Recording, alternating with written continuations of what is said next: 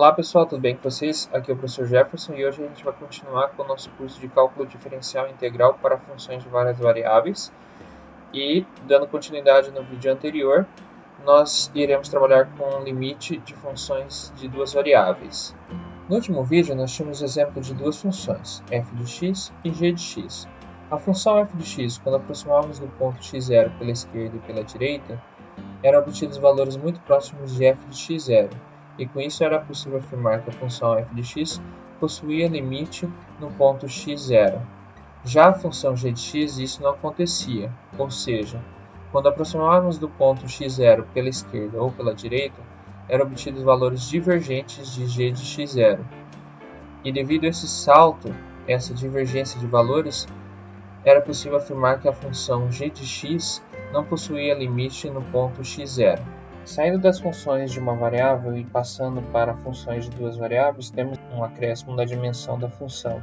Sendo assim, passamos a não ter mais simplesmente a reta real x como o domínio da nossa função, mas sim o plano xy é o nosso domínio da função de duas variáveis e o contradomínio como o eixo z, onde ficam as imagens da função.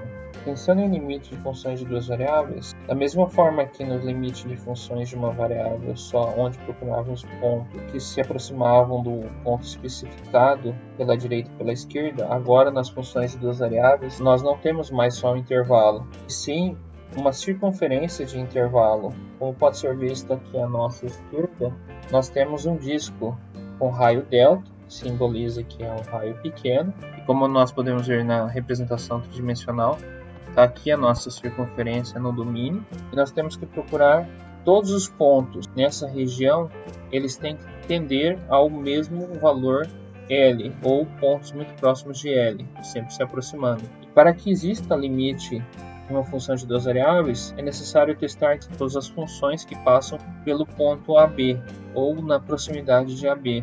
Sendo assim, aumenta-se a complexidade do problema, e já não é mais suficiente verificar se tem limite pela direita ou pela esquerda.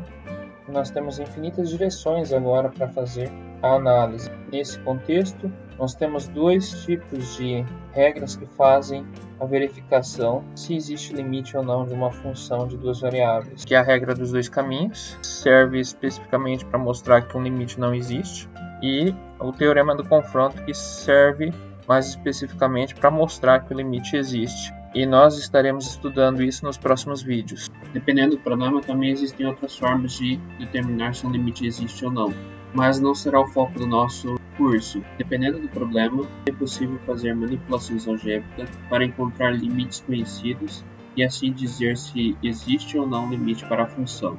Também é possível ter uma parametrização das funções e conseguir sair de indeterminações matemáticas. A maioria dos exercícios são funções que têm a forma de fração, porque geralmente existe problema com indeterminação matemática, divisões por zero. E da mesma forma que nós temos a definição formal de limite para funções de uma variável, a mesma pode ser expandida para funções de duas variáveis. Sendo assim, a definição é: seja f uma função de duas variáveis cujo domínio D contém pontos arbitrariamente próximos do ponto AB, dizemos que limite da função f de xy, com xy tendendo ao ponto AB, é igual a um certo limite L, se para um ε maior que zero existe um delta maior que zero correspondente, tal que, se xy pertence ao domínio e o raio da circunferência está entre 0 e delta, então será o módulo da diferença do valor da função e o limite menor que ε. Como nós podemos ver nos desenhos abaixo, o comportamento. Então, todos os pontos que estão dentro da circunferência com raio delta, para existir limite, vão ter que estar dentro do intervalo L mais ε e L menos ε, ou seja, muito próximo do valor do limite da função. Agora nós temos dois exemplos para fazer uma comparação do comportamento de limite de funções. Então vamos comparar o comportamento das funções f e g. Seja f de xy igual a seno de x² mais y² sobre x² mais y². e g de xy igual a x ao quadrado menos y ao quadrado sobre x ao quadrado mais y ao quadrado. Procura-se encontrar o limite dessa função f de x com xy tendendo a 0, 0 e o limite da função g com xy tendendo a 0, 0. E vamos verificar que a função f tem limite e é igual a 1 e a função g não tem limite. O maior exemplo que não vai ter limite é se eu andar no eixo x até se aproximar do ponto 0 e no eixo y até se aproximar do ponto 0. Fazendo x igual a 0 e variando y, verificamos que a nossa função vai ter valor menos 1. Se eu fizer o contrário e fixar agora y em 0 e variar x, veremos que a nossa função ela vai ser 1. Ou seja, a nossa função não terá limite, pois por caminhos diferentes encontramos limites diferentes. Para existir limite, todos os caminhos têm que dar o mesmo limite, que vai ser o caso da f de xy. Só que eu não posso afirmar isso ainda se ela tem ou não limite. Aqui só testamos dois caminhos, fixando x em 0 e variando y, e depois fixando y em 0 e variando x. E o método para determinar se uma função tem limite ou não, primeiramente, a gente testa se não tem limite e se suspeita que a função tenha limite, utilizamos o teorema do confronto ou alguma manipulação algébrica para encontrar o limite da nossa função. Sendo assim, visualmente podemos ver o gráfico da nossa função e verificar que realmente a função f de xy com xy tendendo a 0, 0, existe limite. Por quê? Se eu andar pelo eixo x, aproximando de 0, 0, dos dois lados, eu vou ter valor 1. E se eu fizer a mesma coisa e fazer pelo eixo y,